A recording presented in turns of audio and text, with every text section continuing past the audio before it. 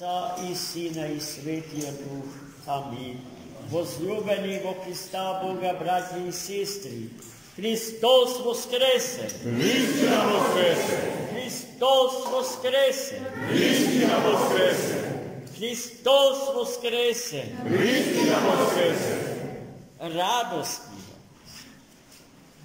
Ние донесе радоста, što svetиот апостол Тома ја имаше откако го виде со своите очи, откако го допре телото на воскреснатиот Христос со своите раце. Христа воскреснатиот. И таа радост до која што светиот апостол дојде е радоста до која што речи си без исклучок доаѓаме сите ние. Патот до Христа воскреснатиот е патот на неброените човечки сомнежи. Човекот се сомнева во се и сешто. Нема нешто во што не се сомнева. За се бара докази, аргументи, покази.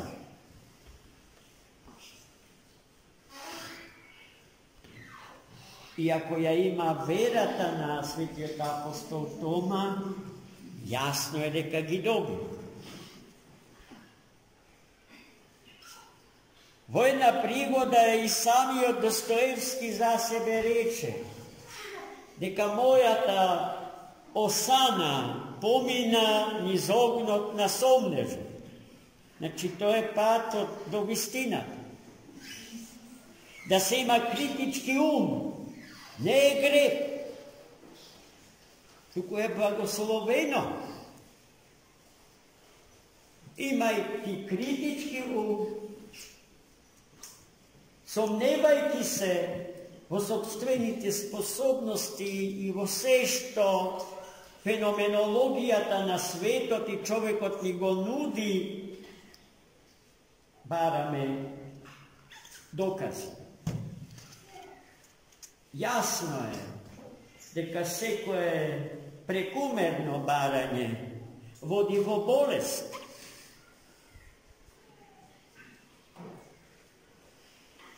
Затоа, најмили мои, нема понавредливо кажување за светиот апостол Тома од кажувањето дека е неверен Тома. Од се што досега кажа,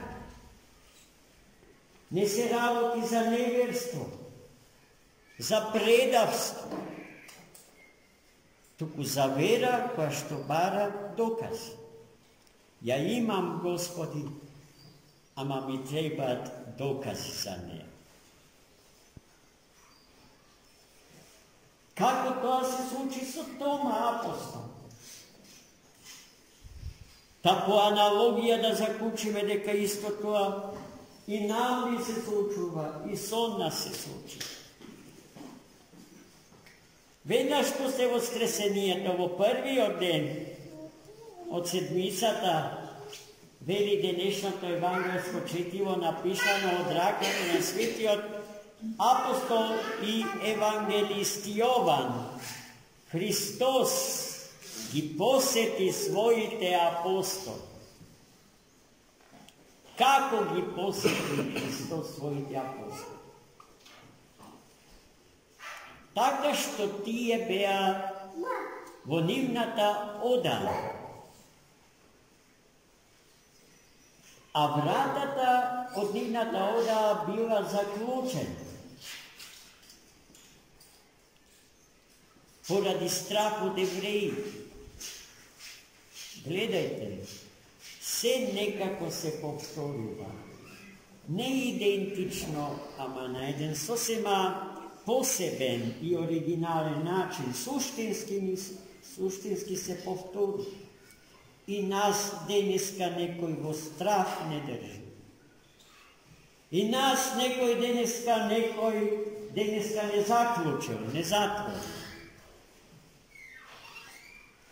И гледайте сега, Христос влегува во одата каде што се 11 апостоли, низ заклучена врата. Ајде да се сетиме како Христос воскресна од гроб, така што помина низ неразпечатена гробна плоча. А сега истиот тој Христос со истото тоа свое тело влегува низ заклучена врата. Зошто Христос може да помине низ каменот, низ дрвото, низ се, низ што ние не можеме ни да замислиме вакви како што сме?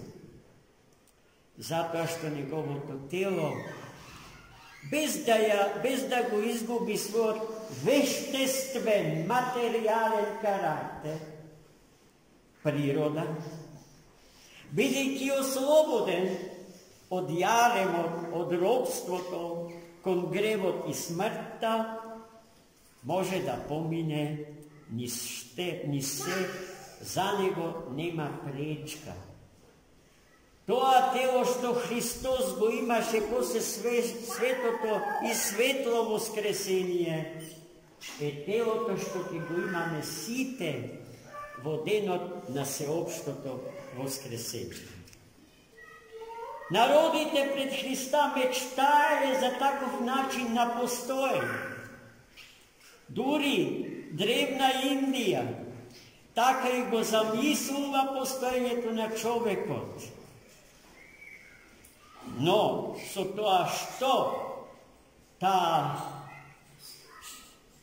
не ја поднесува или целосно ја одрекува, ја негира вештествената природа на човекот и на светот.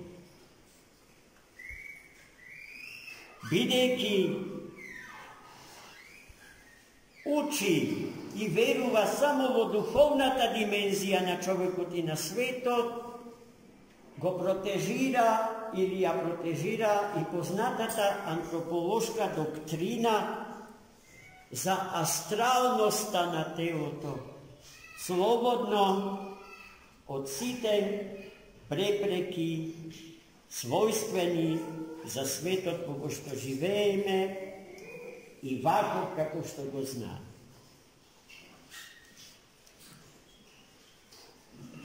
Христос влезе, како што рековме, ни заклучена порта и им се откри на своите ученици, кои што се ужасна од радост.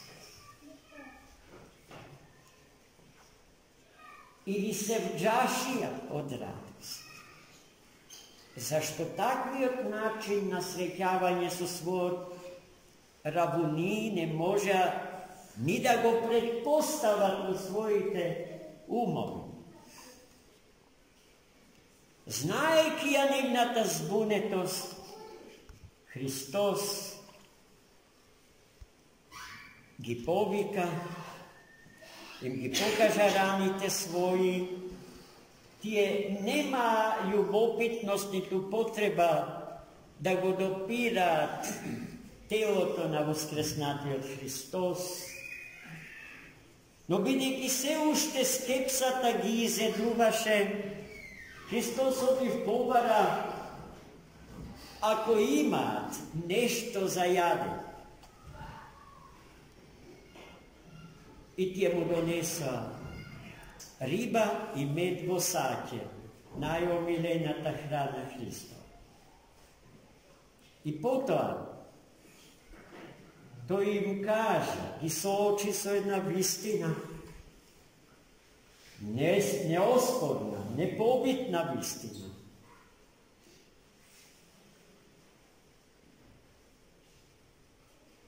Ако немав тело и коски, стоејќи пред вас, не ке можев да ја јадам храната што ми ја понудите. И со тоа докрај ги отресни, ги освести за новата стварност, за новата вистина. И тие му се радува на својот спасител, на својот учител. На радоста и немаше крај. Ние само дел од таа радост ја живееме во овие свети пасхални дни. Но меѓу нив отсуствуваше еден апостол. Тој не стана сведок на оваа чудесна средба меѓу Христа и апостолите. Откако си замина Христос, тој дојде, а неговите другари, светите апостоли, поитаа да му кажат за тоа што се случи во меѓувреме, дека Христос е жив, воскресна Тома. И сега кај Тома проработува умот за кој што досега зборува. Во ред, ама додека не го видам јас, и додека со моите раце не ги допрам раните на рацете и нозете негови, и додека мојата рака не ја ставам во раната од ребрата негови, нема да поверам. Тој сака да е така како што слуша. Ама има потреба од доказ. Во истиот тој ден, следната седмица, на истото место, Христос повторно влезе, на ист начин ни заклучени врати, со тоа што овој пат меѓу апостолите беше и Тома. И Христос веднаш му се обрати нему. Тома, дојди овде. Види ги моите раце и моите нозе. Види ги ребрата му. Знаеки што го мачи. А Христос е некој што се знае. Некој од кој што никој ништо не може да скрие. Вистински срцевједец, вистински познавач на срцата човечки е Христос. И Тома послушно отиде. Ги допре раните на рацете негови, раните на нозете негови, ја стави раката своја во раната од ребрата негови, предизвикана со прободот на копје од страна на римскиот војник, и извика гласно: Господ мој и Бог мој. Невидено исповедање на вистината Божја.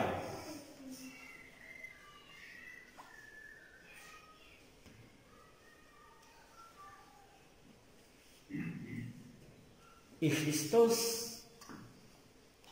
знаеки го, познавајќи ги внатрешните состојби на Тома, апостол го даде следниот заклучок, исклучителен важен, не само за Тома апостол, туку и за нас сите.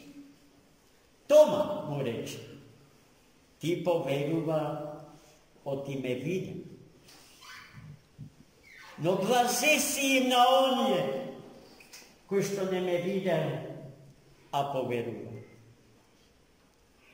Дали, браќи и сестри, можеме да се ставиме во редот на тие што не го виделе, а поверувале?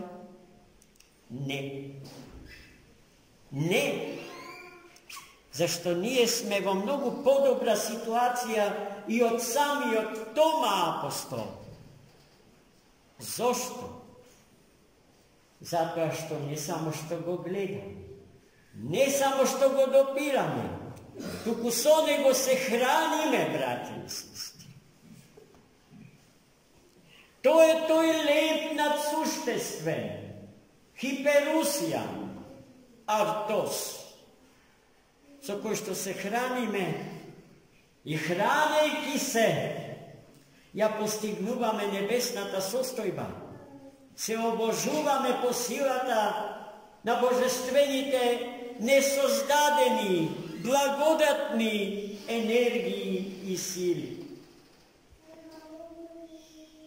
Безможност кога било да се премости онтолошкиот јаз, онтолошката провалија помеѓу него несоздадениот и нас создадени. Христос во продолжение на евангелското четиво се вели дека направил уште неброени чудеса. Еден друг апостол и евангелист за тие неброени чудеса што Христос ги направи живејќи меѓу нас луѓето во овој свет, вели, кога би успеале да ги запишеме сите чудеса што Христос ги направи и ги кажа, светот во кој што живееме ќе биде малечок за да ги собере напишаните книги. Христос и сега е меѓу нас. Христос и сега чудотвор. Но има ли поголемо чудо од чудото на животот што го носи? Има ли поголемо чудо од чудото на светот во кој што живее? Има ли поголемо чудо од чудото на начинот на кој што постоиме? До крштевањето и после крштевањето. Нема, браќи и сестри. Но некои бара такви докази. Се сеќавам на еден исклучителен филм, познат под името Време на чуда. Може би сите сте го гледале и сте го запамтили. Не смееме да станеме зависници од чуда. Тогаш ќе станеме лесен плен на демоните, кои што знаејќи ја нашата прелестеност и фасцинираност од чудата што тој ги прави, ќе не втера во неговиот тор, во најдлабоките тмини од пеколот кој што не знае за живот и светлина. Но секогаш кога имаме потреба Христос да ни се објави себе си во нашиот живот, за да не подигне, да не подкрепи, тој ќе најде начин и ќе ни се јави и ќе сотвори чудо, кој што не сме да се развее како своевидна корекција на она што тој предка го создал, туку како уште еден негов обид на љубовта негова божествена спрема нас луѓето, да ни се приближи, да ни се открие и да ни ја открие неговата вечно откривлива тајна. Амин. Христос воскресе! Вистина воскресе!